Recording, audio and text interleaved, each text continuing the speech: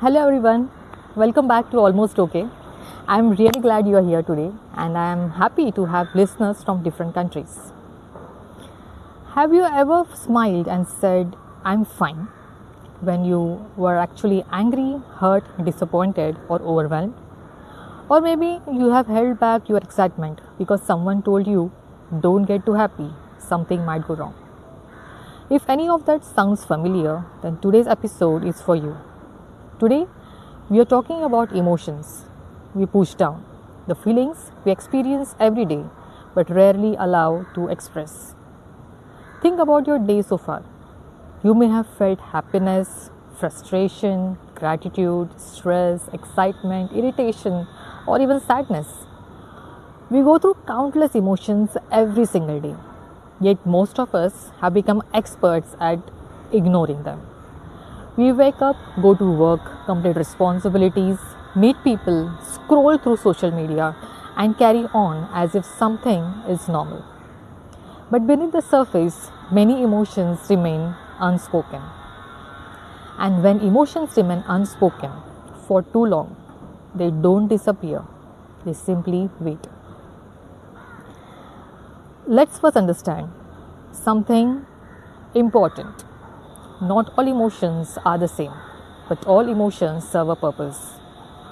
We often divide the emotions into two categories, positive and negative. Positive emotions include happiness, gratitude, love, contentment, and excitement. These emotions help us connect with others, improve our well being, and make life feel meaningful. Research has even shown that positive emotions can improve physical health, strengthen immunity, and help us become more resilient during difficult times. But what about the emotions we label as negative? Fear, anger, sadness, jealousy, guilt. Most of us try to avoid these feelings. But here's the thing, these emotions are not our enemies, they are usually signals. Fear warns us of danger. Anger tells us that a boundary may have been crossed. Sadness helps us process loss. Guilt encourages reflection and growth. Without these emotions, we would struggle to navigate through life. So the question isn't whether negative emotions are bad. The real question is, why are we so afraid of feeling them? I think many of us learn emotional separation from a very young age. Maybe you were told, good children don't get angry, stop crying, be strong, don't create drama. Over time, we start believing that certain emotions are unacceptable. So instead of expressing them, we smile when we are upset. We stay silent when we are hurt. We agree when we actually disagree. And eventually, we become disconnected from what we are truly feeling. Sometimes we suppress emotions because we don't want to disappoint people we love. Sometimes we avoid conflict. Sometimes we are simply afraid of being judged. I've done this myself many times. Maybe you have too. But suppressing an emotion doesn't solve it.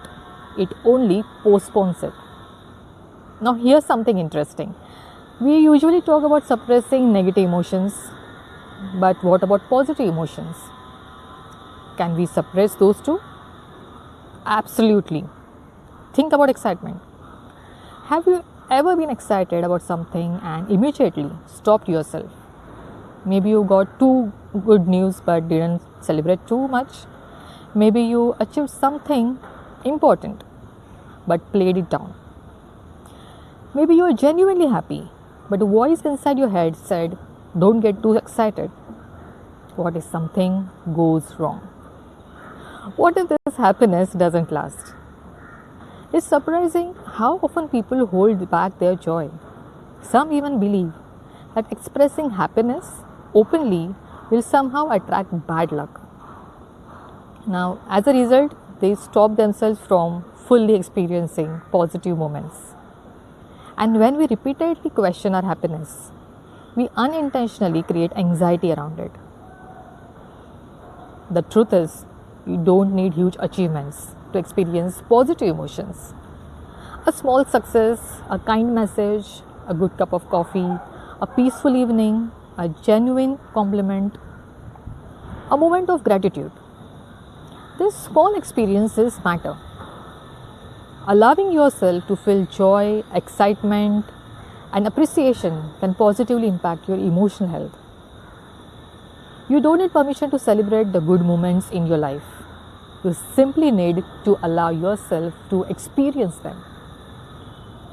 Now, let's talk about what happens when emotions stay bottled up for too long. Many people believe that ignoring emotions makes them disappear. Unfortunately, that's not how emotions work. When feelings are repeatedly pushed aside, they often show up somewhere else. Sometimes in the body, sometimes in our behavior, sometimes in our relationships. Research suggests that chronic emotional suppression can contribute to increased stress, muscle tension, headaches, digestive issues, elevated blood pressure, anxiety, emotional exhaustion, and perhaps most importantly, suppressing difficult emotions can even numb positive ones too. When we constantly tell ourselves not to feel sadness, anger, or fear, we may also find it harder to experience joy, excitement, and connection. It's like turning down the volume on emotions, not just the uncomfortable ones. And there's something psychologists often call the rebound effect. The more we try not to feel something, the more powerful it can gain beneath the surface. Eventually, that emotion may emerge unexpectedly as an outburst, anxiety, resentment, or emotional overwhelm.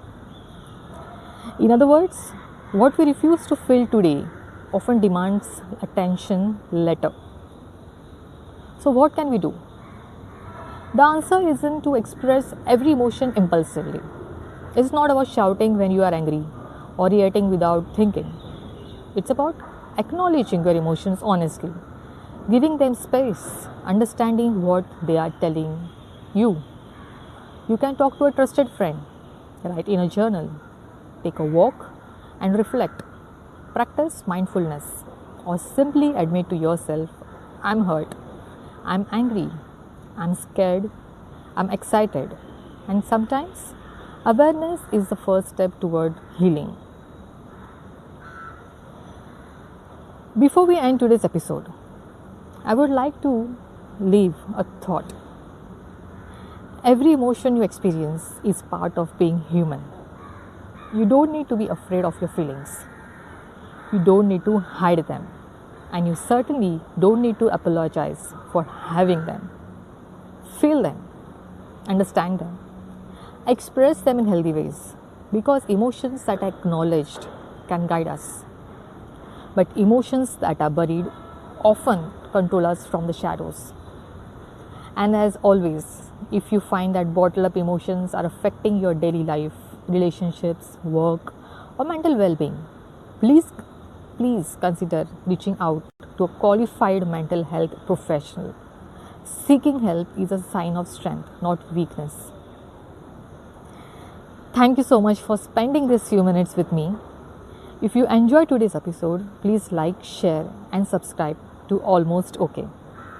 And I would love to hear from you. Which emotion do you find yourself suppressing the most? Until next time, stay aware, stay healthy, and remember, it's okay to feel. Thank you for listening.